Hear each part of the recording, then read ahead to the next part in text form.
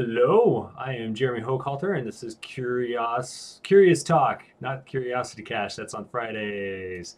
Yay! Hey, I'm here with John Wilcox, who plays Dhesim, Dhesim on Fridays. How's it going, John? it's going pretty good. It's Yay! time is it over here? It's seven-ish, Seven seven-ish in fifteen, the Emerald Isle. quarter after. 15. Is Yeah, it is it yeah. raining a lot over there? It has been actually. The weather in March can be a bit schizophrenic, Yeah. a bit more so than the normal. Normally schizophrenic the weather is here. I think in the past week, the tail end of February to now, we have seen snow and hail and sleet and crazy winds and thunderstorms, and it's been it's been pretty epic. Yeah. No Pretty epic. tornadoes. No tornadoes, no. And it was pretty crazy to see what had happened out there in Nashville. Yeah. I've got family out there. I've got friends out there, and I was very surprised this morning to read the news. Scary stuff. Yeah, well, I thought it Especially was, huh? especially 3 days into March, just not really what you'd expect. No, no, not at all. I thought it was a bit of a joke or something, like Mark safe during the Nashville tornado, and I was like, Mark safe during the Nashville tornado. Nashville tornado, come on. Right? No, it was real. It was definitely real. But I had originally thought it was like the blizzard in South Carolina. It was a couple of years ago, where there was like a little blizzard or like a storm or whatever. People taking pictures of their like lawn chairs that had been blown over, and everyone said Mark safe during the blizzard of whatever. So I thought there was some sort of inside joke that I was not necessarily privy to.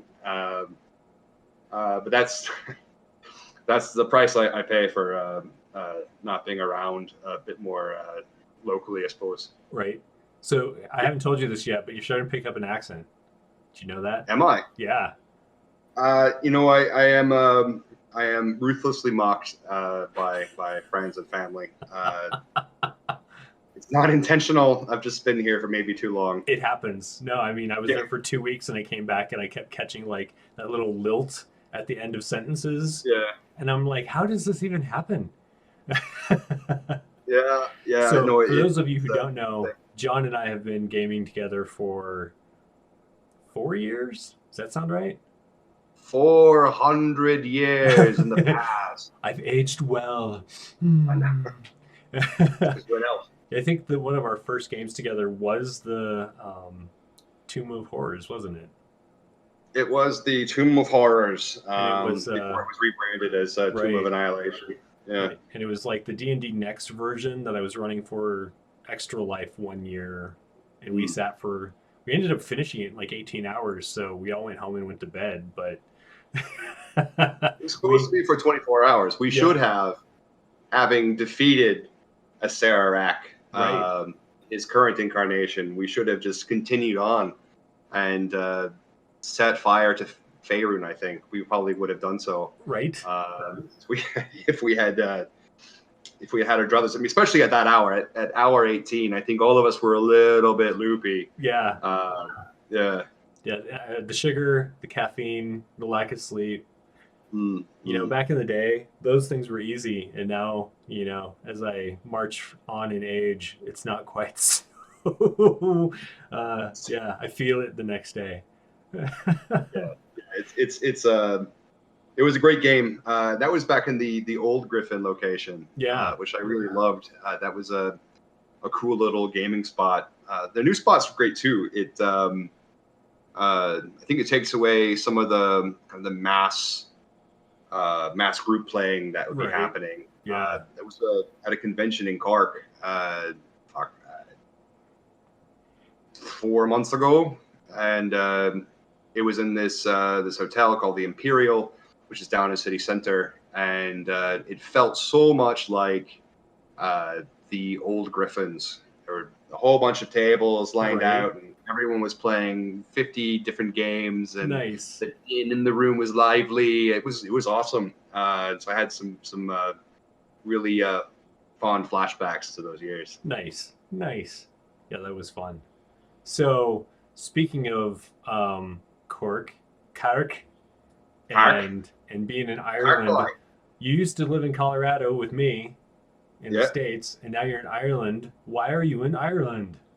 I am in Ireland for a new whiskey project that went live last year. Came out here in the late fall of 2018 to commission the systems and start our. Roll the Sorry. dice. Yeah, roll dice. Roll the dice. Roll the dice. Oh man, where's my mute button? Sorry. I need to figure out where the mute button is now. Shh. Okay, you keep talking. I'll be muted. No bother. Yeah, what was the question? Oh, yes, I'm here to run a whiskey project in County Waterford, and it has been a very wild ride so far. It's been the biggest challenge of my career, and has been very, very satisfying to be putting together some challenging whiskeys, some whiskeys that are deeply rooted in Irish whiskey history, bringing back whiskeys that have been not made since as late as 1824 and as recent as 1953. So it's an exciting time to be here in Ireland and to be making whiskey and to be part of a broader dialogue with the members of the industry here in Ireland and the international community about what defines Irish whiskey and what the future of Irish whiskey could be. It's really cool. Nice. So those ones that you're bringing back that haven't been made for, going on 200 years.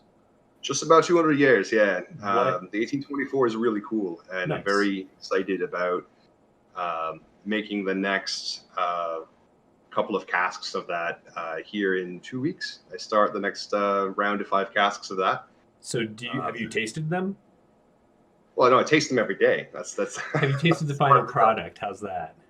Well, no. By EU regulations, the whiskey is not whiskey until after it has aged in cask for 3 years. 3 years, gotcha. So I will be tasting it as it matures in cask, but it will be kind of a very tense couple of years while we watch these whiskeys reach maturity, and then determine how we'll finish them, how we'll blend them, which is also part of the challenge of this project. It's very exciting. Nice. It's very exciting stuff. Well, I've seen that so I follow you on Instagram at Distillasaurus Rex. That's right, yeah. And you guys have been doing some non-whiskey stuff too. We have been doing some non-whiskey stuff. Our most recent non-whiskey project was a collaboration with Legacy Cider, which is located in the town I live in here in County Waterford, called Dungarvan.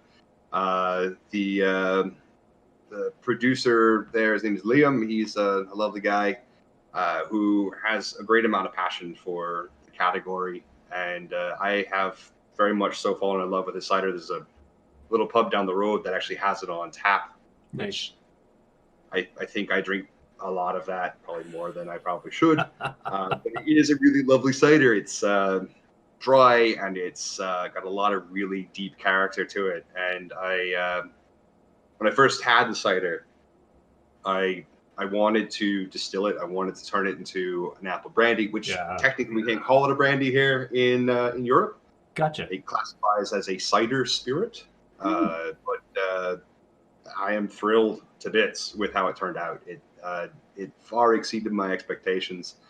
We're laying it down in some third fill apple brandy casks sometime later this week, and I'm planning to finish it probably with a little bit of Chardonnay or maybe a Tokai or Sauternes, maybe towards the last couple of weeks of its life in the barrels, and then hope to release it relatively young this autumn. That's exciting. I'm jealous. Well, you could always just come to Ireland. It's true. It's on my to-do list.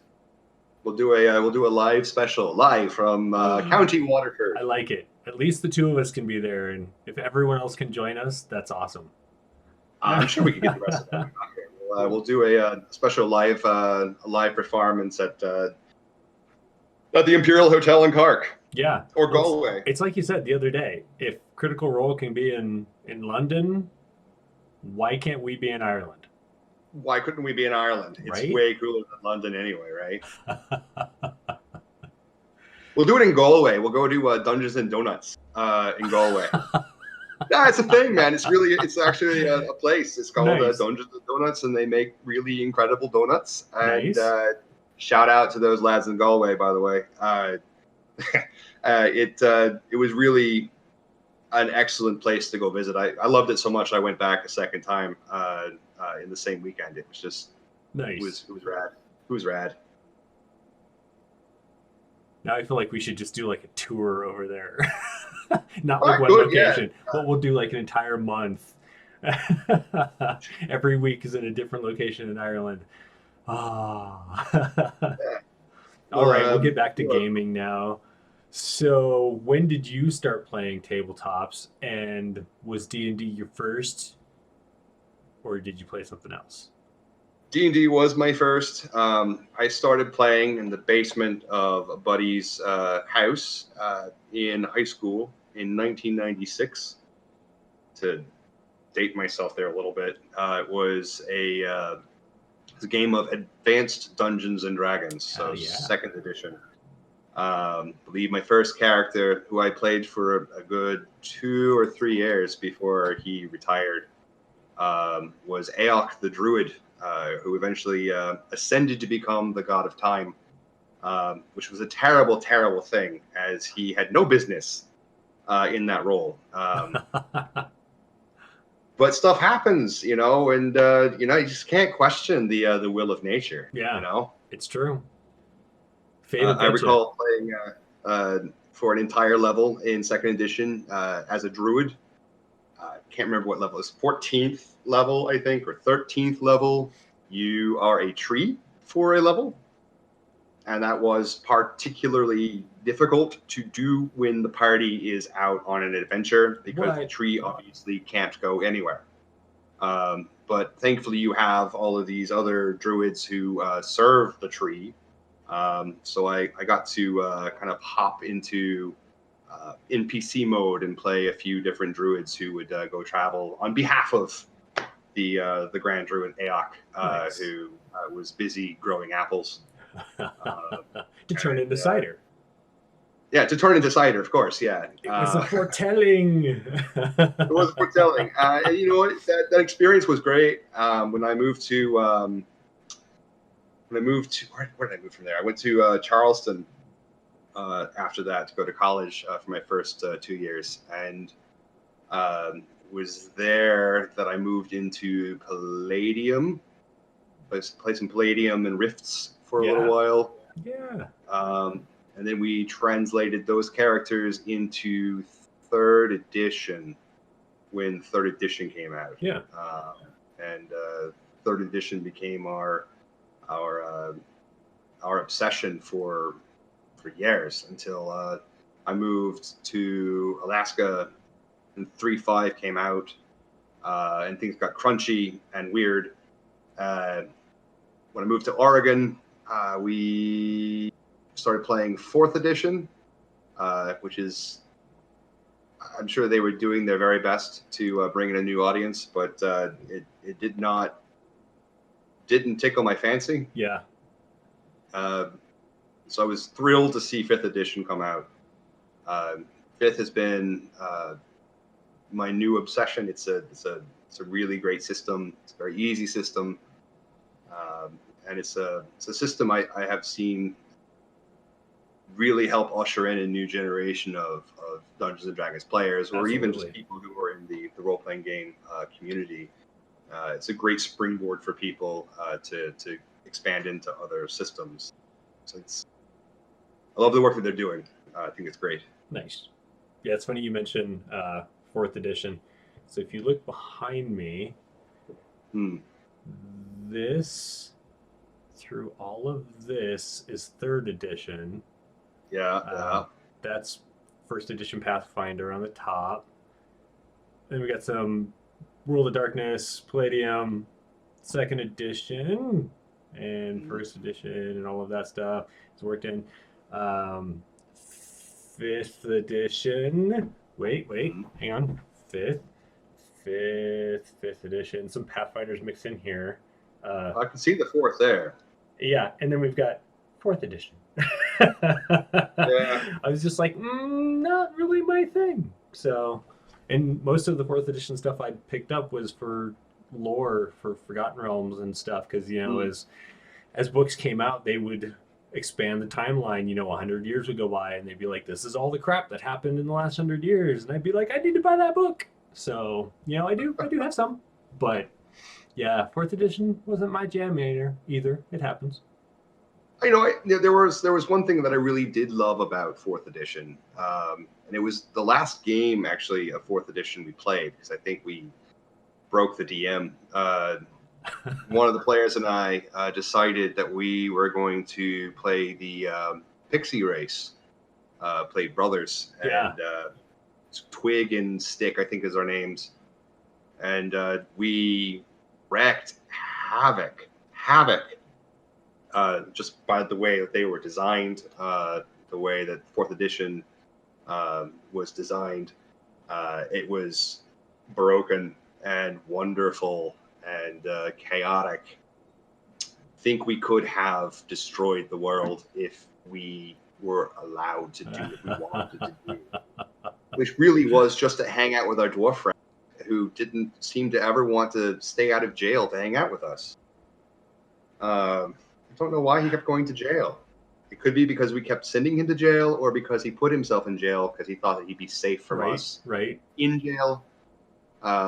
We had to throw ourselves in jail a few times and break into jail so we could hang out with our dwarf friend. Poor bastard. Yeah. Nice. Well, you've already covered a couple of my questions. Do you play? Uh-oh. Do you prefer playing or DMing? Bleh. You know, I do a fair balance of both. Oftentimes, I found that it's easier to integrate into a gaming community if you start as a DM, because there's always people looking for a game. It's a good way to get a feel for a gaming community. Like when I moved to Fort Collins, I immediately became part of the Adventure League community, and DM'd and played. That's how we met, was through Yeah. Adventure League, and that was great crack. I really deeply enjoyed those years as an Adventure League DM. Thought that things got a little too weird with the rules, and I couldn't ever keep up with all the changes. And every now and then I look at the source material for every season, and I just become more and more confused. Yeah. I wish they could keep things a little simple. Like you can't trade money now or something. Like They keep if a piece changing it. is like, Yeah. here's For a 10 while, gold, they took money away, and then and you had to like use points to buy goods, and if you unlocked a magic item, then you could use your points to buy the magic item, and it got very video gamey, which was weird. yeah, It reminded me yeah. of fourth edition with that like kind of video game feel, that like Mm. MMO, which again, there are people that are into that, and obviously it was filling an itch, but yeah. Yeah, but it's kind of a silly answer to be like, oh, I like both, but no, I really do like both. Yeah. It's a lot of things that you can do as a dungeon master that you couldn't necessarily do as a player, and vice versa. Yeah. So yeah, I like it both. Nice. I like it both. Are you how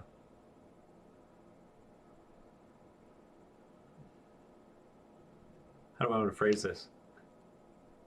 Are you currently happy with the settings that are out there for fifth edition, or would you like another setting to come out, one that is your favorite. I know, Sorry, I right? already know the answer to this. So They keep teasing me. They keep teasing me with it. But no, I'm a huge Dark Sun fan, and I really enjoyed playing Dark Sun back in the day. I think it's an underrepresented setting. Um, I understand that there's a lot of love for Eberron, and I have no issues with the love for Eberron. But yeah, there have been some settings have been released that surprised me. They're not bad settings. Don't get me wrong. They're well designed and have had great success, and have been a fantastic catalyst to bring people into the system. mm-hmm. But it's not Dark Sun. Yeah. And I thought, like, even when Ravenloft came out, like around that time, when Ravenloft came out, I was like, oh, look, an old system. This is how, yeah, we'll have this, or we'll get what's it called? I didn't play a lot of it, but it's Planescape, it's Spelljammer. located in Kryn. Dragonlance. Dragonlance. You know, I thought maybe Dragonlance would come out after Ravenloft. I don't know.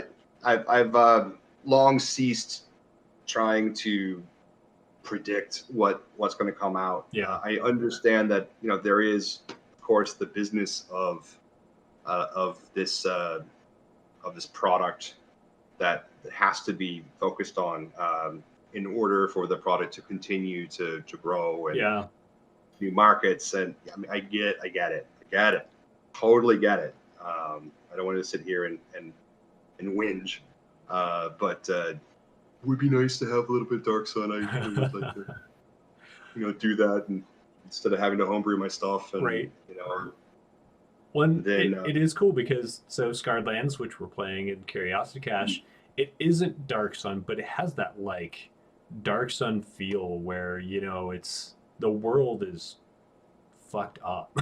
You know, it is. Oh, it totally is. I mean, it's not a giant desert. There is desert that wasn't there before, but like even the areas that aren't giant desert are still fucked up. So like it's for me, it's been like the although I've been a fan of Dark Sun since third edition too. So Scarlands. I've been a fan of Scarlands since third edition, but like it's filled that void that is in fifth edition, at least a little bit for me, not having Dark Sun in fifth edition. Because you can go to Scarred Lands and you can have that like more post-apocalyptic dark, not quite like grim dark, but that darker game that isn't usually represented in Forgotten Realms, which is a little more Tolkien-esque and lots of high magic.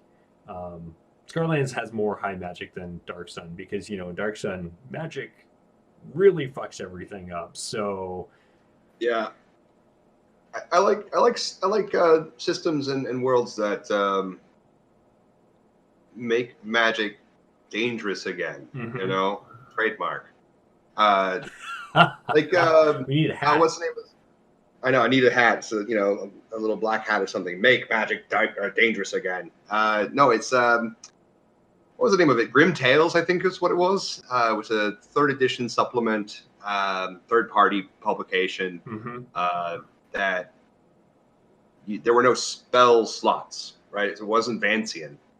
You could cast a spell even if you were Harry the Cobbler, right? You pick up a scroll and you're like, you know what? I'm going to try and parse this out and cast this spell. And the mechanics were driven by the level of the spell, and it was a roll against your strength or your constitution. Constitution, if you were not trained, so it could kill you. You could explode. You know, if you attempted to cast a spell, and the higher the level, the more dangerous it was to you. If you were a trained caster, it went against your strength, so you would just pass out if you push yourself too far. Yeah. And the level of the spell was a number, I believe, of D6 that you would roll. It's been a while since I've looked at the system, but number of d6 you would roll, and I believe if you rolled a 1, it was fine, but 2 or higher would all get added up, and if it exceeded your either the stat itself or your bonus, and I can't remember yet which that is. It doesn't matter. It would do damage against your stat. So it would allow you to have these really amazing cinematic moments where you shouldn't, and you're not trained, but in a pinch you're going to try and cast that fireball because it's the only thing between you and certain death. Right. And it was really cool. Other dark systems like Midnight. Do you ever play Midnight? Is it the 3rd edition Midnight? Yeah, 3rd edition Midnight. It should be. Yeah, he's got it. Yeah, it should have it. It was the dark and gloomy. Yeah, you had the Inquisitors. Yeah, and their magic sniffing hounds, and divination was a very powerful and dangerous thing, and being a caster was a powerful and dangerous thing. Yeah, making magic dangerous. In Faerun, Harry the Cobbler has prestidigitation to polish the sword, right. or to mend the shoe. Everybody has it. Yeah, to the point where it's kind of absurd. Yeah, so I did some design for Adventures League for the community created content program, and for the longest time it was just in at conventions and stuff. So it was the convention created content, but now they've kind of opened it up, which is awesome. But we were we were stuck in this very small area of Faerun. Yeah. And everyone that was everyone's playground. And so myself and some other people were like, well, here's this city that no one ever talks about, Dentia, and it appears in like 2 novels, if that. It's a blurb in some old 2nd edition stuff, and we're like, well, we're going to grow this. And then you're in Forgotten Realms, which is already high magic, and they talk about how the city is where mages go to the entire city has like all of these mages that study and make new things, and it's this, the city is safe, pirates don't raid it and stuff like that because so many people are mages. But the houses are all like these little cobbled things with thatched roofs and everything. We're like, no.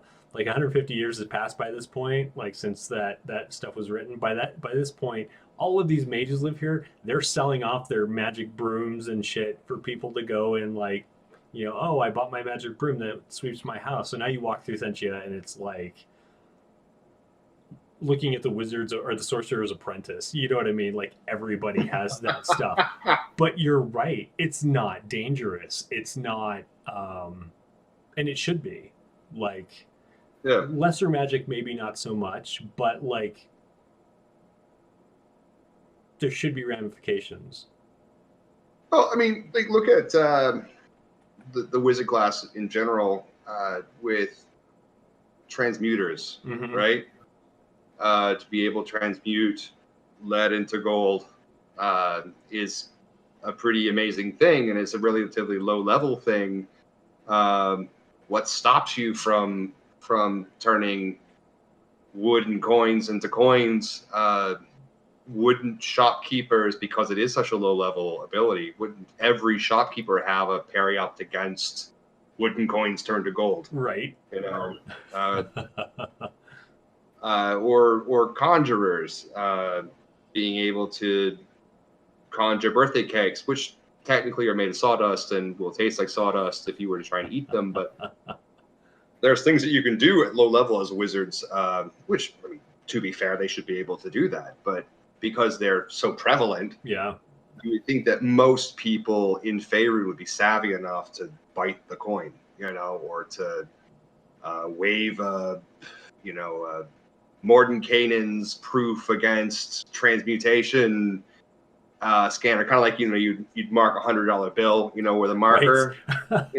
And it's not really a thing that's done a lot in games that I've played in, because it kind of nerfs the whole thing. But really, realistically, that would be how it would be in Faerun.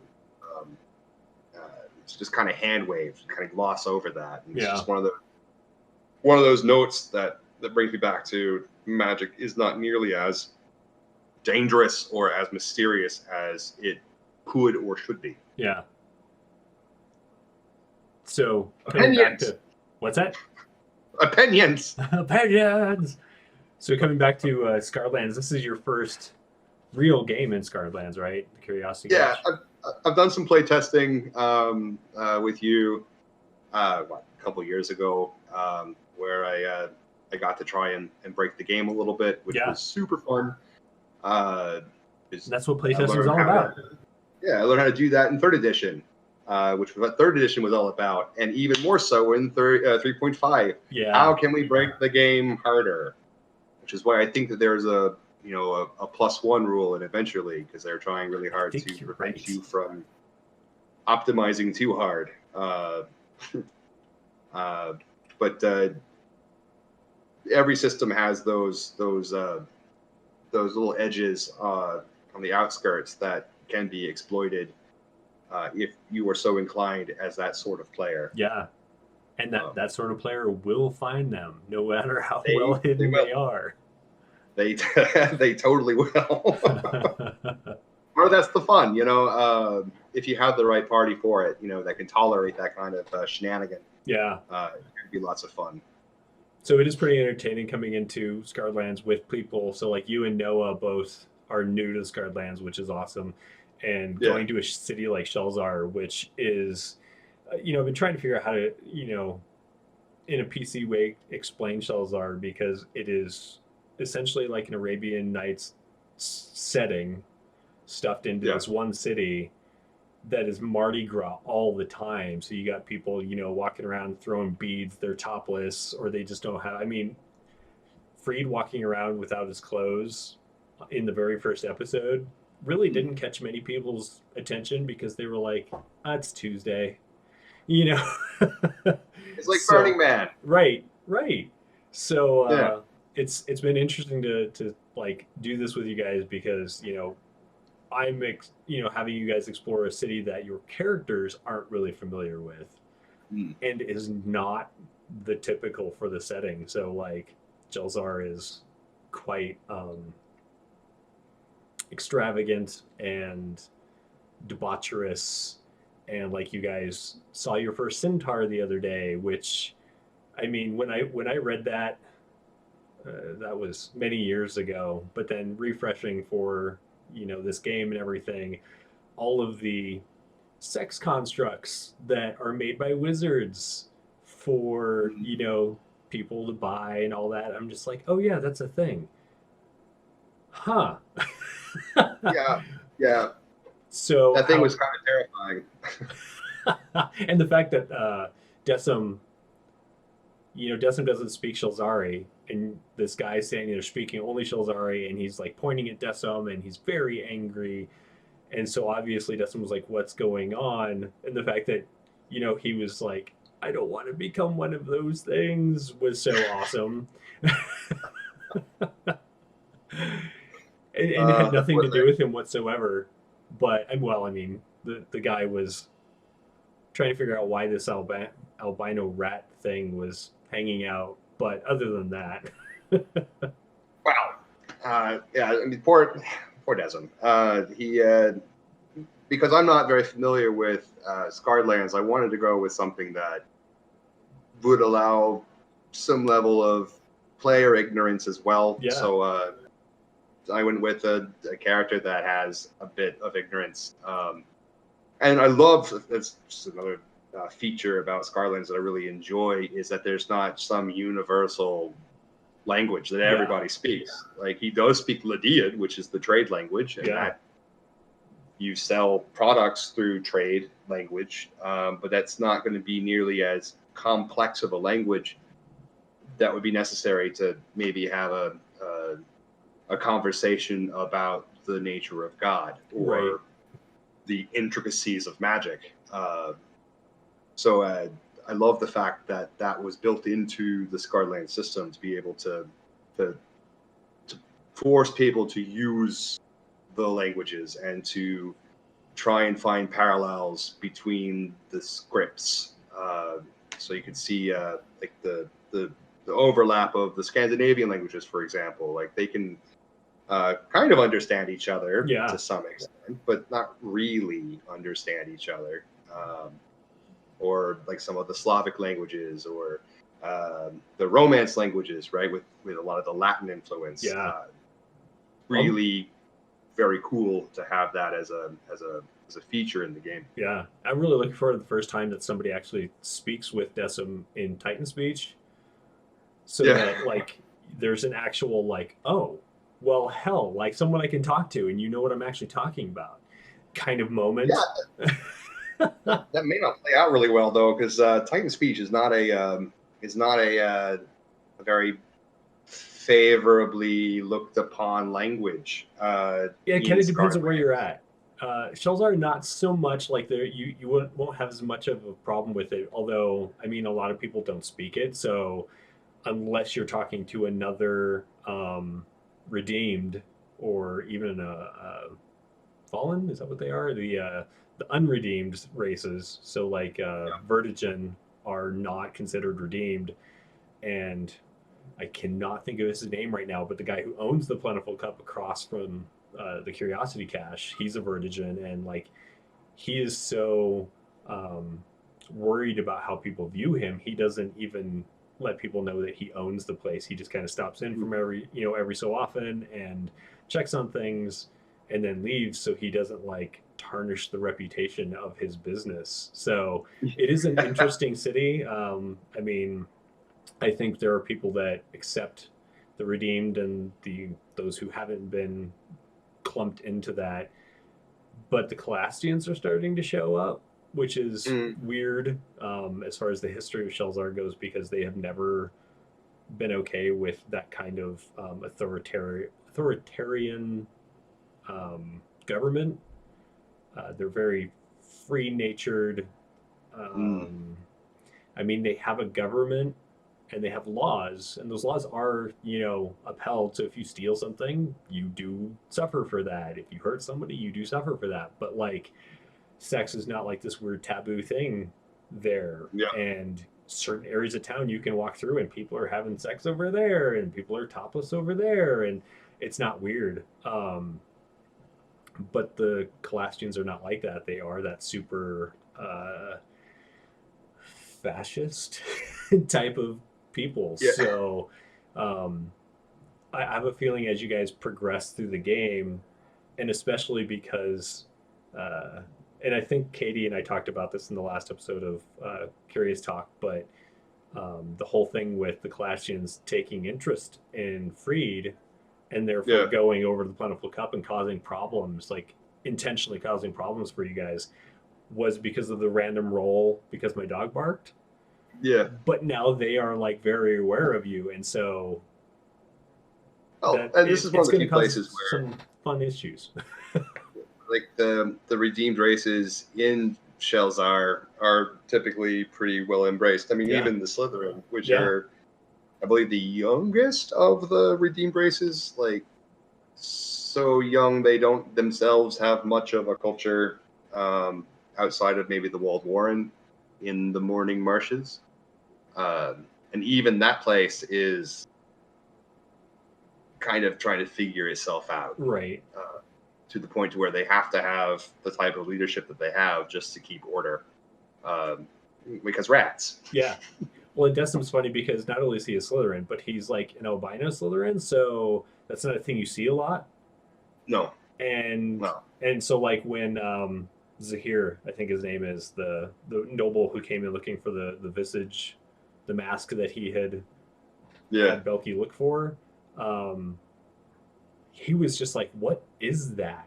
And for the most part, there was that certain level of disgust for him because he's kind of a pompous ass. You'll learn more about him. I don't want to give too much away, but like, even the fact that he brought his centaur with him is weird. And Prach is going to be thinking about that, I think, when we start on Friday. Again, I don't trying to not do any spoilers right now, but yeah, there's always like some kind of machinations going on in the city. But anyway, like Waterdeep, it is. It's like Waterdeep Mardi Gras all the time. Marty Gras Deep. Marty Gras Deep. We'll call Shalzar. So, what's one of your most favorite, like most memorable D&D moments, or it can be RPG. It doesn't have to be D&D. It can be riffs or whatever.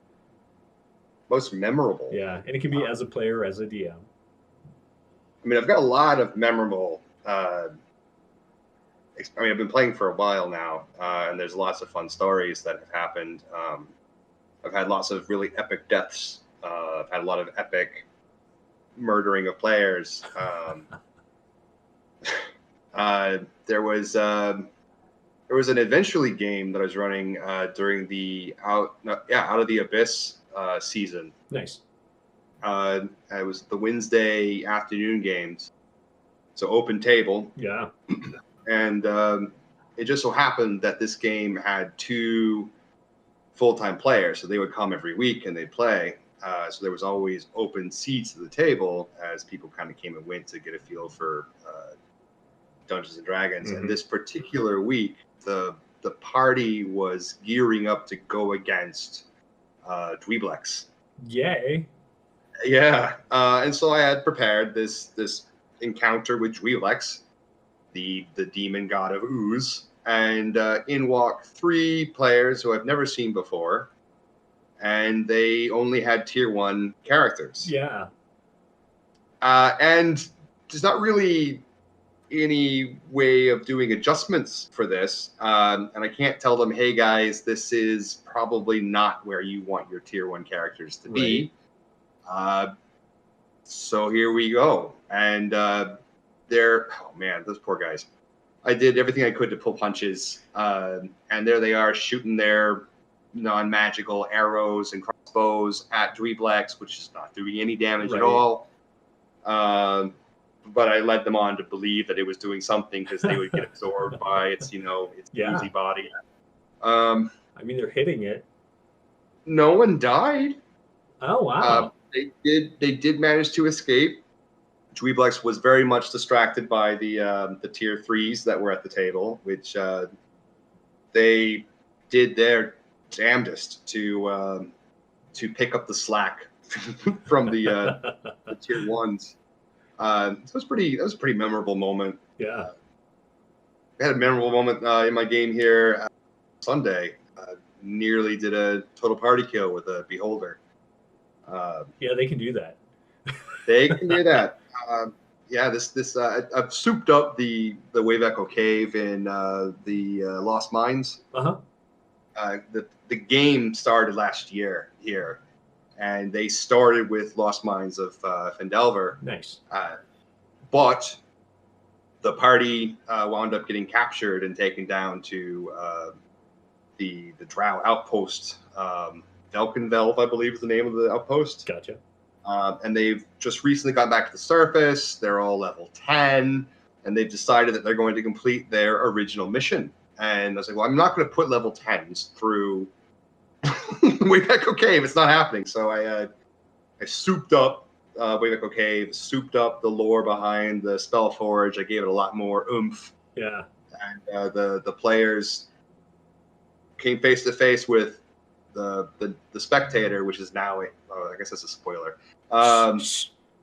Earmuffs, with a guardian of sorts, which was souped up to be a beholder in a lair, and it's almost a deadly encounter for 6 10th level characters, and it turned out to be a very deadly encounter. The paladin is in a pile of ash. The wild mage has been sucked into the astral plane from screwing with the Spellforge instead of dealing with the beholder. It was a disaster. So I'm trying to figure out what to do on the Deus Ex Machina end of things for next game, because it's going to clearly need some intervention to not have the game end at that spot. Yeah. That's when their brand new tier 1 characters come walking in to save the day. to distract the beholder long enough Right. to escape. He'll scoop up the dust, bring it back to King Bruner, be like, "Help us, please!" And he'll be like, "Oh yeah, I totally have 9th level resurrection spells. Hold up, I've got it right here in my bag." Bruner saves the day. So do you have any favorite non-player characters? So not like one that you've played, unless you were the DM, so an NPC that either you've controlled or that you've encountered as a player. Favorite non-player characters. Again, there's been a lot of really amazing non-player characters. In fact, there's one of Dhesim's former masters is fashioned after a non-player character. Nice. From my Palladium days, who wasn't at all interacting with my particular PC in that game. It was actually the mentor for the party's wizard, and her catchphrase was "Drink this." So she kept on passing on these the horrible concoctions of the wizard in the wizard's backstory, and I loved it so much, and I loved encountering her later on in the game, just to see the wizard kind of freak out and have a bit of a meltdown, bracing itself to deal with the barrage of horrible potions and effects that she became integrated into Dhesim's backstory, which I thought would be kind of a fun homage to a game long past. Yeah. Nice. So what do you do for fun when you're not playing D&D or RPGs? Well, I play a lot of video games. I drink a lot because that's my industry. That's what I do. Yeah. But responsibly, kids. Everyone should be drinking responsibly. Drink responsibly. Everything in moderation, including moderation itself. I also enjoy getting outside. I do a lot of hiking, and Nice. As the weather here gets better, there's a lot of really cool places to go explore. I love looking at ruins and old things. What's been your favorite find over there so far? Favorite find? Yeah. Just staying in the county I'm in, there's the R666, which is the road that runs from Lismore, which is the nearest town to where the distillery is located. Gotcha.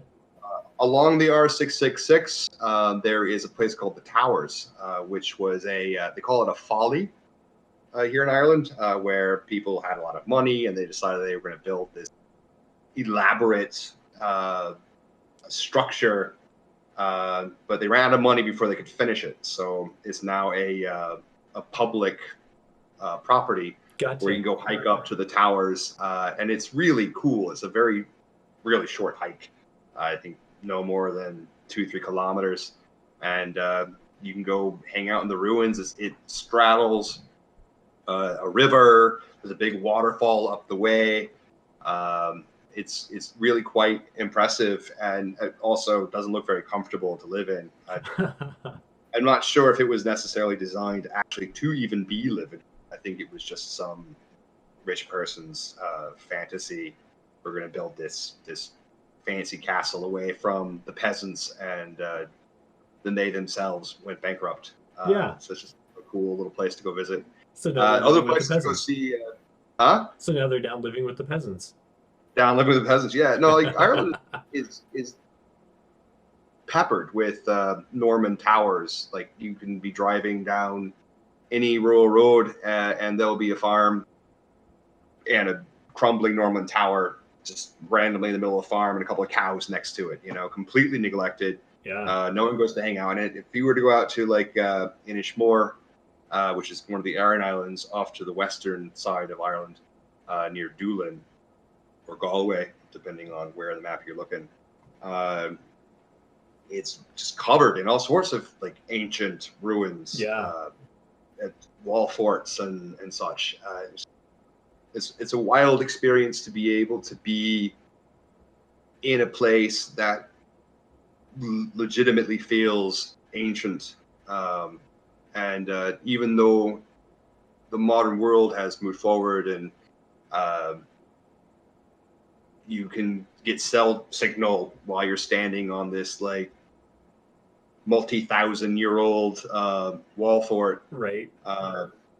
it's still there. The remnants are still there, and it's a sobering reminder that we are not as dominant on this planet as we like to think we are. Yeah, it's true.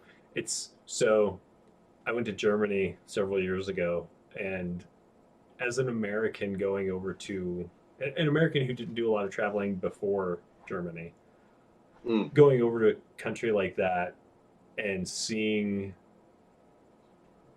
churches that were built and then stood without roofs for longer than our country has been a country. Like, it is such a weird concept. It's very awakening to be like, especially Americans who are so I don't even know where I want to go with that statement. It was very it was very interesting to go over and experience that kind of thing that was older than the country I live in. So yeah, I totally know what you mean. It is fun to be reminded how young of a country the States Yeah, is. And it's cool also to be in countries that are as old as countries are here in Europe and across the globe, like Japan, for Yeah. example, stand in the ruins of the old castle in Kyoto is a really wild experience. Yeah. And to read in the news about finding old ruins, even here in Ireland, they just unearthed a couple of new ruins Nice. off to the west, where there's a lot more open land and for things still waiting to be discovered. Yeah. It's very cool, even though again the modern world rotates at its rapid speed, and culture evolves and access increases. It's just very cool. Yeah. Nice. Yeah. So, Dhesim, is there anything? Yeah. Again, I don't want to do too many spoilers, so I don't know what you want to reveal in game compared to now. But if you have anything that you want to tell us about Dhesim and why they're in Shelzar, now's the time. Well, the thing is that Dhesim hasn't really a really great vehicle to communicate a lot of that. Yeah. He is a newly freed slave, and I use the word freed in a kind of a loose sense because to some degree this is the state of being he's always known, and this employment with everyone at the Curiosity Cache to him isn't necessarily a job. The idea of receiving payment for his services is still a very novel concept. He enjoys living there, though. They are probably the most understandable group that he's been with, and I don't want to go too deep into the series of masters he's had, spanning as far back as his home in the Morning Marshes, which is donkeys away to the east Many of donkeys. Shelzar. Donkeys and donkeys. He considers this group to be his fifth master, after the arrest of his fourth master, Dr. Zagini. Something that he also doesn't necessarily fully understand, but one day he had a master and the next day he didn't, and it's just easier to fill the hole by getting new ones. Yeah. And these guys seem to be super interested in keeping around for some reason. He does keep eating the wares, and that might not be great for business at some point. I mean, they're not really selling at this point either, so I don't think they've come to care too much what he eats. And I think there is a No. certain sense of morbid fascination that they have with it too, because they all stop and wait when you eat something, and they're like, "Ah, what's gonna happen?" His So, fur falls out. right? Yeah. Uh, no, I mean he's actually for having had such a series of unfortunate events trademark. Um, he is, I think, fairly well adjusted, and a fairly happy rat. Yeah, Happy to be involved and participating, even though he in general doesn't understand at all what's going on. yeah, Uh, and that Shelzar is confusing. as the DM and watching the interactions between Dhesim and the other characters, and the fact that in this in curious talk we could talk about this and hopefully don't ruin anything. But if you haven't watched up till now, there's like this obvious language barrier that's going on, so that Dhesim is trying his best to be clear to these people, and they're just not getting it, you know. And it's That's really totally fine. entertaining to watch. There will come a point, I think, as we start to settle into to levels and taking on classes, Yeah, where um, he is going to begin to gain access to the tools he needs to understand and to communicate. yeah, Uh, and I've been trying to wrap my head around exactly how that is going to impact his worldview. Because right now it's been very point and click, because that's all he's ever known. yeah, And it's definitely like life is definitely over the past couple of years. Even though he's only been in Shelzar for a very short. Every year seems to be getting better. yeah. Nice. He's just bracing himself for the next hiccup. I am entertained that when Protch's already started talking slower and louder when she's like really trying to get Decim's attention. Yeah, It cracks me up. Um, he's wow, used to it. It's fine. right? There was a thought that I just had, and I can't think of what it was now. Where do you? Oh, I remember. So this is, and again, these aren't necessarily the things that we talk about during the game, because we're trying to be more in character and not explain the game as we go. But you guys started at level 0, and so no one actually has a class. You have like a very low amount of hit points that isn't really going to shift a whole bunch when you go into level 1. But you have your hit points, and you have a +1 for your proficiency, but your other than your racial and background features, you don't have like a lot of stuff that you can do. But we're about, and this was pre-planned, where you guys were going to start this way and then learn to become adventurers. But now we're kind of getting to that point where we're taking the characters out of the safety of the cache and moving them into potential danger. How do you feel about that? Essentially, that concept, like that, going from starting at level 0 so that you know who your character is before what your character becomes.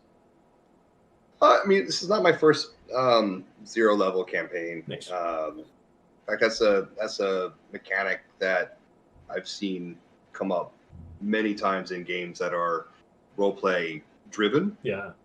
It's a mechanic that I really like a great deal, because it does give you a few sessions to get your feet grounded, get a feel for maybe the way the character, the chassis of the character works, before you move into the raw mechanics of what the character does, which I guess they are in parallel, but you're not distracted by all of the adventurer stuff. Yeah.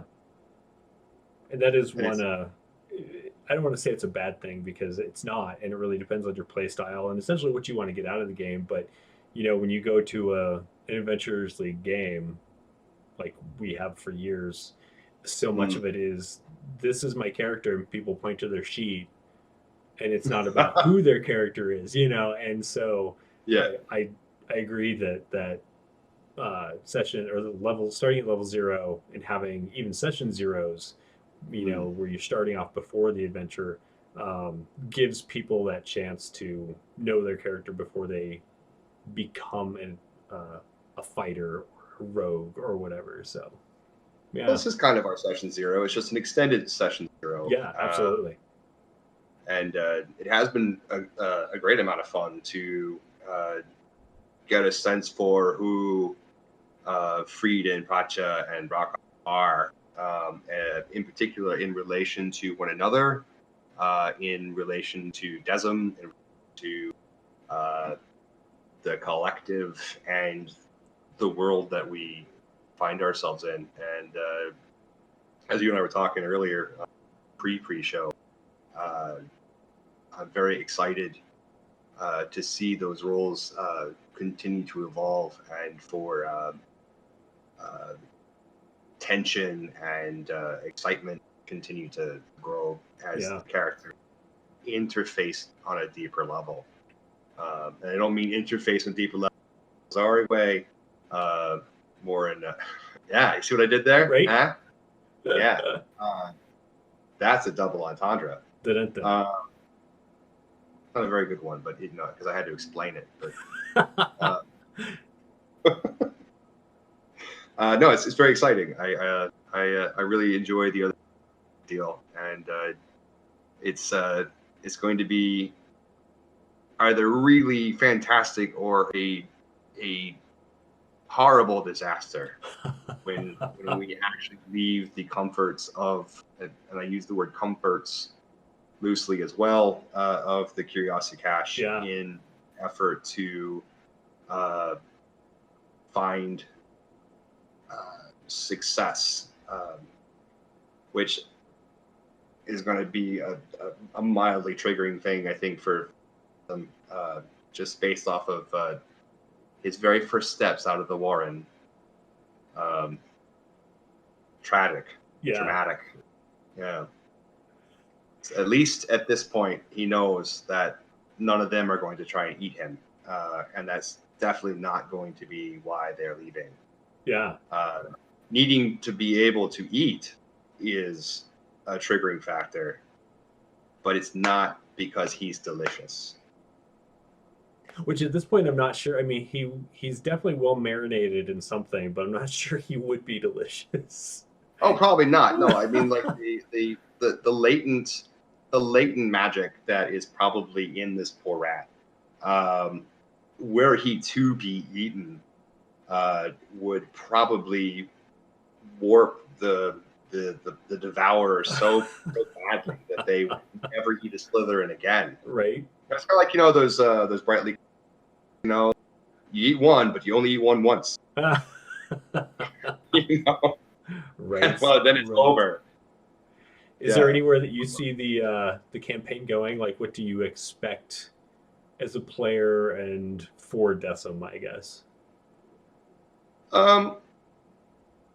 He is deceptively smart, which clearly means that in game he will be plane hopping.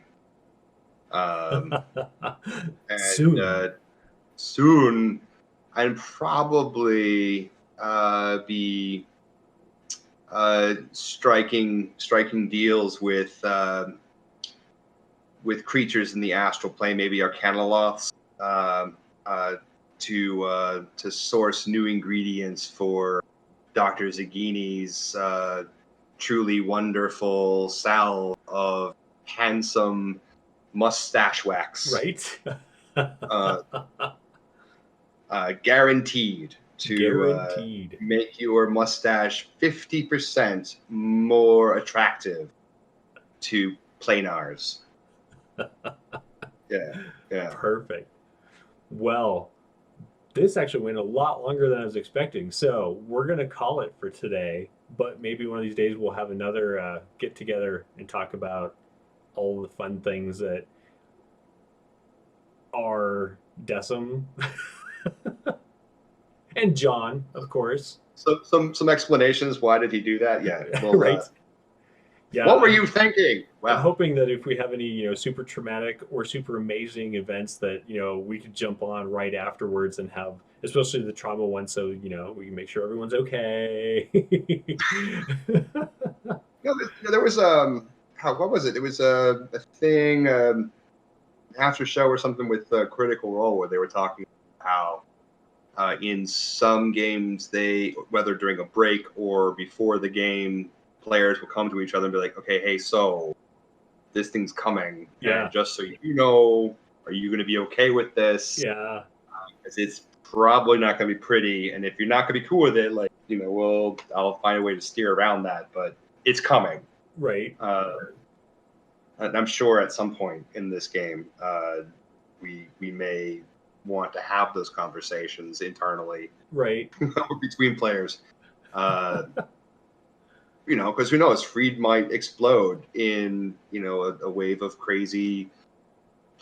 Who knows? Like, Yeah. Lord knows what's going on with that guy. It's true. Brockhaw could. Well, Brockhaw seems to be pretty well grounded, actually. Nothing super crazy that I can see so far is going to happen unless his family shows up. Right. Which we seem to have some foreshadowing for. Yeah. And, makes me a bit nervous. And Pracha, who is most definitely kind of the most grounding figure of our party, she might get the madness and absolutely true, and murder us all in our sleep. I mean, you never know.